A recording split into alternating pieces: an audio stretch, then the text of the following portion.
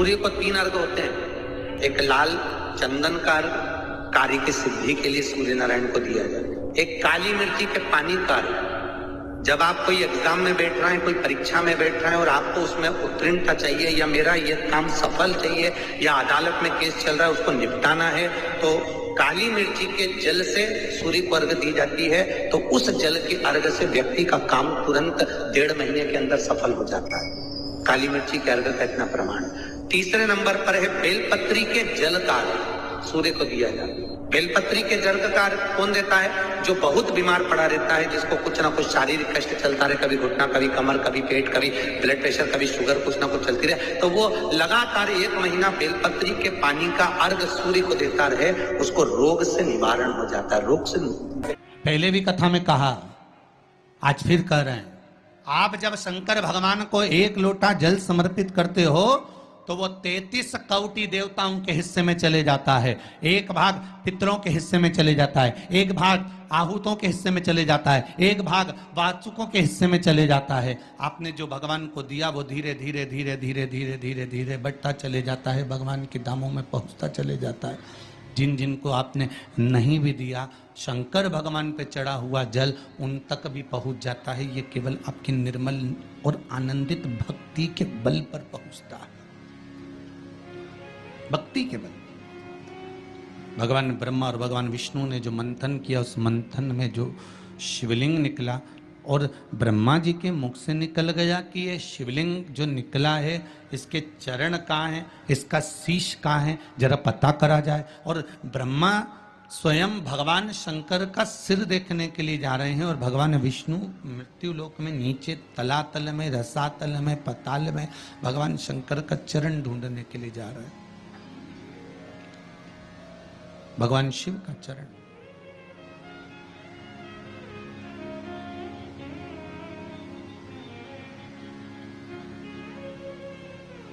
गए दोनों, वो ऊपर गए, ये नीचे गए देखने के लिए।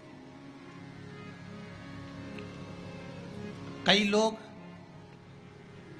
शिव महापुराण की कथा, स्मरण, भजन, कीर्तन सुनने के लिए नहीं जाते हैं। मंदिर में कई लोग भगवान शंकर पर जल चढ़ाने नहीं जाते हैं। कई लोग ये देखने के लिए जाते हैं कि कौन आया, कौन नहीं आया, किसने सुना और किसने ना सुना, किसने धारण करा, किसने ना करा।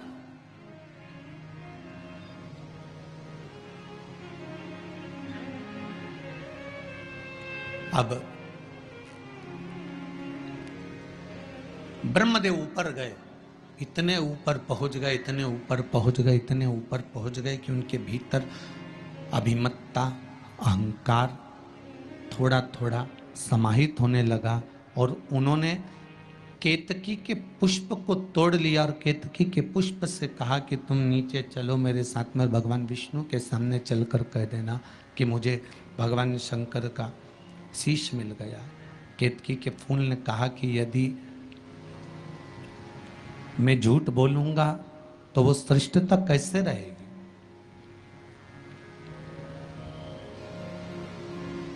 मेरे झूठ बोलने की श्रेष्ठता कैसे होगी? कौन मानेगा मेरी बात को? सामने से गौ माता निकल कर जा रही थी, गाय से कह दिया तुम चलकर कह दो कि, तुम चलकर कहो कि भगवान ब्रह्मदेव को भगवान शिव का शीश मिल गया। गाय कहती है मैं क्यों झूठ बोलूं? उसको भी थोड़ा सा लोभ दिया गया और केतकी के पुष्प को भी थोड़ा सा लोभ दिया गया। दोनों को थोड़ा थोड़ा लोभ प्रदान करा।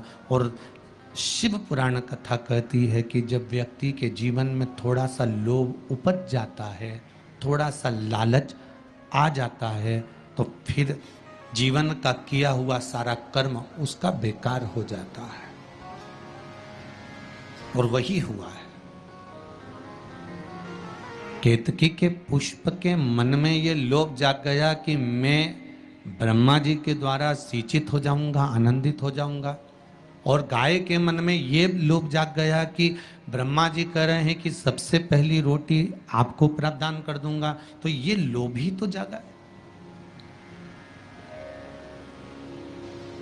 कोई भी चीज करो,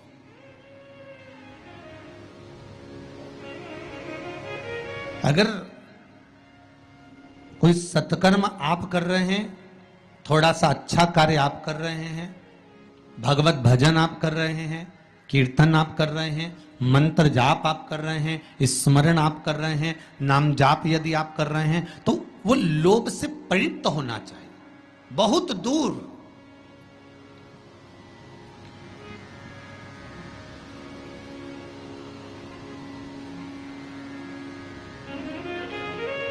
आपके भीतर वो उपजे ना। भगवान को तुम्हारा वैभव नहीं है, तुम दूसरे मंदिर में जाकर खूब अपना वैभव दिखाना चाहते। तुम मेरे राम जी के मंदिर जाना, खूब प्रसाद लेकर जाना, लड्डू लेकर जाना, हनुमान जी के मंदिर जाना, खूब लड्डू प्रसाद लेकर जाना, भगवान ब्रह्मा के मंदिर जाना, कमल का फूल गुलाब के फूल लेकर जाना, माँ देवी के मंदिर जाना तो चुनरी और चूड़ी लेकर जाना, अन्य जितने मंदिर में जाओ, तुम शनि महाराज के मंदिर जाना तो साथ में तेल लेकर जाना, तुम उस मंदिर में जाना बृहस्पति महाराज के तो चने की दाल लेकर जाना, पर शंकर के मंदिर में जाना, तुम्हारे पास में अगर जल हो तो ले जाना, नहीं हो बेलपत्र ले जाना, बेलपत्र नहीं हो चावल ले जाना, चावल और पुष्प भी ना हो तो मंदिर की बेलपत्र उठाना, धोना और शंकर जी को वापिस चढ़ा देना। शिव को तुम्हारा निर्मल चित्त चाहिए, मन केवल तुम्हारा, शंकर को तुम्हारा वैभव से कोई मतलब। तुम्हारा कितना वैभव है, तुम्हारे पास में कितना धन है, कितनी संपदा, कितनी दौलत, कितनी सत्ता, इससे शिव को कोई मतलब।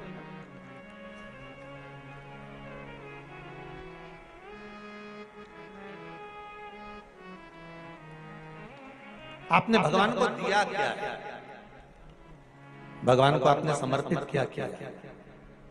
पशुपति व्रत जब माताएं करती हैं, भाई करते हैं, बच्चे करते हैं, और जब पशुपति व्रत के 5 दिए मंदिर में लगाने के बाद जब वो छठा दिया अपने दरवाजे पर, दरवाजे की ओर मुख कर कर बैठ कर सीधे हाथ की ओर जब वो दिए को लगाती हैं बेटियां, बहुएं, माताएं, भाई, पशुपति व्रत का जब वो छठा दिया मंदिर से लेकर आने पर, मंदिर के द्वार से लाकर अपने घर के द्वार पर जब वो जलाती है तो उसके मन का जो भाव होता है, जिस दिल से, जिस हृदय से, जिस चित्त से, जिस वृत्ति से वो भगवान से जो कहती है, भगवान पशुपति व्रत के अंतर्गत 5 ही व्रत में उसका मन का मुराद पूर्ण कर देते हैं, हृदय की बात पूर्ण कर देते हैं, क्योंकि दिल से कहा गया।